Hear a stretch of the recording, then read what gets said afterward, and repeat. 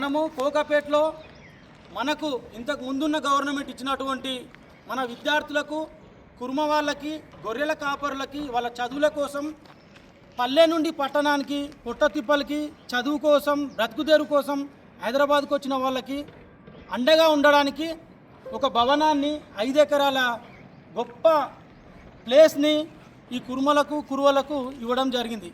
ఆ జాగాలో బిల్డింగ్ను కూడా గవర్నమెంట్ డబ్బులతో కట్టించి మనకి ఇవ్వడం జరిగింది.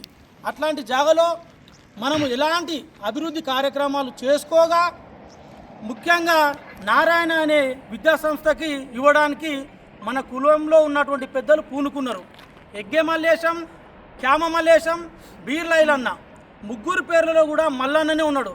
మల్లన్న పేరు పెట్టుకున్నటువంటి ఈ కుల పెద్దలు ఈ కులం అభివృద్ధి కోసం గవర్నమెంట్ ఇచ్చినటువంటి జాగని కమ్మ వాళ్ళైనటువంటి ఆంధ్ర వాళ్ళైనటువంటి పెత్తందారులు పెట్టుబడిదారులు అయినటువంటి ఈ నారాయణ విద్యాసంస్థకు మోకరిల్లి వాళ్ళ మోచేతు నీళ్లు తాగడం కోసం ఈ దేవుళ్ళతో పాటు మనందరినీ కూడా వాళ్ళ కాళ్ళ దగ్గర తాకట్టు పెట్టడానికి పూనుకున్నారు.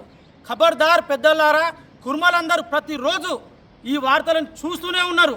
ప్రతి ఒక్కరు గొర్రెలు కాసుకునే నుంచి మొదలు పెడితే హైదరాబాద్లో పొట్టతిప్పలకి ఉద్యోగం చేసుకునే ప్రతి విద్యార్థి నాయకుడు కూడా ఇవన్నీ చూస్తూనే ఉన్నాడు. మీవి ఎక్కువ రోజులు సాగవనేది గుర్తుపెట్టుకోవాలి. గవర్నమెంట్ మీ ఇంటి నుంచి, మీ చేతి నుండి, మీ జేబు నుండి ఇవ్వమని అడగట్లేదు. గవర్నమెంటు నీ కుల అభివృద్ధి కోసం నీకు ఇచ్చినటువంటి జాగని ఇదేనా నీ వాడకం? ఇంత మూర్ఖులాగా ప్రవర్తిస్తున్నారు మీరు.